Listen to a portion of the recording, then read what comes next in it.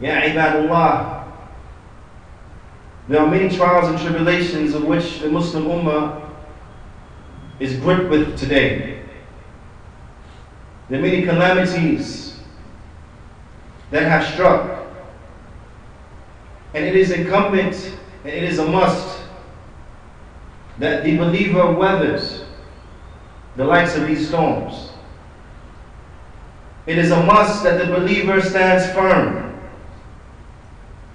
because these are the characteristics of the believer that the Prophet ﷺ, he has explained to us, is that they are those who their situation is all good. As the Prophet ﷺ, he said, فَإِنْ أَصَابَتْهُ صَبْرًا شَكَرًا فَكَانَ خَيْرٌ لَهُ. And if they are afflicted with ease, with good times, and the like, then they are patient, or then they are thankful rather, and that is better for them. That if they are touched and afflicted with ease reaches them, good times reaches them, prosperity reaches them, then they are thankful, and that is better for them. They are thankful, and that is better for them. As Allah Ta'ala says, لَإِن شَكَرْتُمْ لَأَزِيدَنَّكُمْ. And if you show thanks, and if you are grateful, and if you show gratitude, then verily, no doubt, most definitely, I will increase you. So if an individual wants a prosperity to increase, then let him show thanks to Allah subhanahu wa ta'ala. The Prophet sallallahu alayhi wa sallam, he also explains in this hadith, where he says, وَإِنْ أَصَابَتْهُ ضَرَّاء صَبَرٍ فَكَانَ خَيْرٌ لَهُ. And if he is afflicted with calamities, with trials and tribulations, then he is patient, and that is better for him. Then he is patient, and that is better for him. The Prophet sallallahu alayhi wa sallam, he said, عِذْمِ الْجَزَاء مَا عِذْمِ الْبَلَاء. He said that the greater the test, the greater the reward. For who? For the one who is patient. For the one who is patient and he is anticipating the reward from his Lord subhanahu wa ta'ala. So for him, for that one, the greater the calamity, the greater the trial, the greater the tribulation, the greater the reward. Ibadullah. There is not a single one from amongst us except that on a daily basis they hear about situations, they hear about things of which bring tears to the eyes, saddens the heart. We are surrounded by calamities. We are surrounded by trials. Be they trials that strike us on a global level, or be they trials that strike us on a national level, or be they trials that strike us on a local level, on a personal level, so on and so forth. We have to change our perspective in the way in which we deal with things. We have to change our perspective in the way in which we live in this life. And there is no doubt that the way to salvation, the way to success, the way to be safe and exit from out these calamities and these trials and these difficulties is knowledge. Al-ilm is knowledge. Because how would it be possible for a person to show thanks and gratitude to Allah subhanahu wa ta'ala for a ni'mah that has reached him, for a bounty that has reached him, if he's ignorant? If an individual is ignorant, how will they know how to show thanks properly? Quite obviously the answer is they wouldn't know. They wouldn't know how to show thanks. If an individual is ignorant and doesn't have knowledge, how would it be possible for him to weather these storms with patience if he has no knowledge? Without knowledge, what is an individual going to rely upon? What is he going to use as a source of strength? What is he going to use to help him get through this and get through that if he doesn't have knowledge. But the one who has knowledge, this will be the one who will know the exact manner and way in which he is to be with his Lord in order to show gratitude to his Lord. He is the one who will know the exact manner and way in which he is to express patience so that he may exhibit patience and a beautiful patience so that he may receive that reward. So it is a must that we have knowledge. There are many difficulties, there are many problems, there are many situations that require fixing, that need rectification in the life. How would it be possible for us to rectify these affairs? Whether they are affairs that strike us professionally or personally, whether they are affairs that have to do with our day-to-day living, whether they are affairs that have to do with our communities, with the affairs of the masjid, so on and so forth. How are we going to rectify them without knowledge? How will we rectify them without knowledge? We need knowledge. This is why Allah subhanahu wa ta'ala, He says in this magnificent chapter of the Qur'an, a chapter that is small in its size, but a chapter that is great in its meaning, is magnificent in its meaning and the benefit and the fawaid that are contained therein. A chapter that the ulama, they explain from the Imam Shafi'i rahimahullah ta'ala, لو ما أنزل الله حجة على خلقه إلا هذه السورة لكفتهم والمعنى لكفتهم لوسعتهم.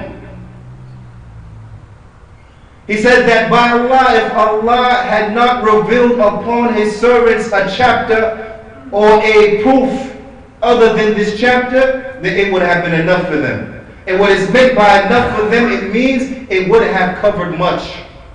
It would have covered much. This is the chapter wherein Allah subhanahu wa ta'ala, He says, وَالْعَصْرِ إِنَّ الْإِنسَانَ لَفِي خُسْرٍ إِلَّا الَّذِينَ آمَنُوا وَعَمِلُوا الصَّالِحَاتِ وَتَوَاصَوْا بِالْحَقِّ وَتَوَاصَوْا بِالصَّبْرِ. Allah Ta'ala, He says what translated means. By the token of time, verily no doubt mankind is in a state of loss. Verily no doubt, have no doubt in your mind, most definitely mankind is in a state of loss. This is the general rule, that mankind is lost. This is the default when it comes to the condition of mankind, is that in general they are lost. Mankind is lost. Illa, except. There's an exception to this, which means that those characteristics that Allah subhanahu wa ta'ala mentions for the exception are the only characteristics by way in which will save one from loss. Allah Ta'ala, He says, إِلَّا الَّذِينَ آمَنُوا, except for those who believe. This is the first characteristic. Except for those who have iman.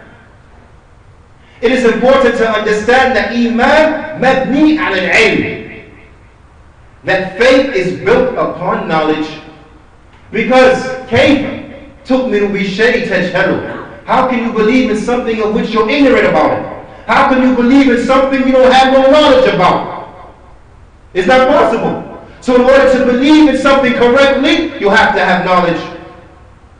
So the ulama, they explain. So we understand from this, إِلَّا الَّذِينَ آمَنُوا, that the first characteristic that they have is that they have ilm. They have ilm. Why? Because the iman, the faith, is built upon knowledge. So these are those who have knowledge. But they're not just those who have knowledge. Things are just in theory, floating around out there. Sound good in the khutbah, sound good in the dars. But that's it. But these are those who live by those qawa'id. They live by those principles. They live by that knowledge. They implement that knowledge. They express that iman. They show it. Because as we know, Iman is not just that which is in the heart, but Iman is a belief in the heart, a statement of the tongue, actions upon the limbs. It increases and it decreases. This is Iman, which is built upon knowledge. And then there are those who work righteous good deeds, because they express that Iman. They live according to what they know. They call to the truth and they are patient. They call to the truth and they are patient. The Allama Muhammad Aman al-Jami rahimahullah ta'ala, he says that sabr is needed for all of these levels. All of these maratib, you need sabr. You need sabr in seeking knowledge. You need sabr in implementing knowledge. You need sabr in calling to knowledge. He says, so sabr is not restricted to the harm that afflicts you. It's not restricted to be impatient upon enduring the harms while giving the dawah. He said, but sabr is at all of these levels. And at the most important of the levels that one needs patience in is inside of the first, is inside of seeking knowledge. He said, because if he has patience in seeking knowledge, then this will facilitate his patience in acting upon that knowledge, his patience in calling to that knowledge. He said, but if he is lacking in patience with regards to seeking knowledge, then he will not be patient in acting upon it. He will not be patient in calling to it. We have problems, ya ibad. The way in which we will solve these problems is by implementing that which we know. Implementing the haqq, the qawa'id, shar'iyya, islamiyya. By implementing the principles that are legislative principles, the Islamic principles. La bi qawa'id jahiliyya, kufriyya, hizbiyya, bid'iyya. Not by implementing the principles of the times of the days of ignorance, not by implementing principles of the kuffar, disbelieving principles, not by implementing principles that are principles of partisanship, not by implementing principles that are principles of innovation, innovative principles, but by implementing the principles that are Islamiyya. Implementing the principles of Islam, the Kitab and the Sunnah. Now, in order to do this, we will need what? Knowledge of the Kitab and the Sunnah. In order to do this, we will need what? Knowledge of what the Sahaba were upon. Because as they did, this is what we should do. Because their way is proven. The Prophet ﷺ, when he was asked, سُئِلَ عَنْ خَيْرِ النَّاسِ, he was asked about the best of mankind. فقال النبي صلى الله عليه وسلم خير الناس قرني ثم الذين يلونهم ثم الذين يلونهم. The Prophet صلى الله عليه وسلم was asked about who was the best of mankind. To which the Prophet صلى الله عليه وسلم, he said, the best of mankind is my generation. The best of mankind was meant by that is what? The best of mankind after the prophets and messengers.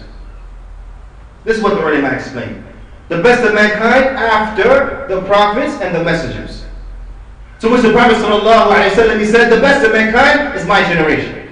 Meaning who? The Sahaba. He said, then those who follow them, and then those who follow them. So we understand from this, خير الناس بعد الأنبياء والرسل هم الصحابة. The best of mankind after the prophets and the messengers, they are the Sahaba. So as they did, we have to do. This is how we're going to gain success. This is how we're going to gain prosperity. This is how we're going to change those calamities and those situations in which we are in, by applying the rules of Islam, not by applying the rules of shakhsiyya, not by applying those rules that are pertinent to oneself,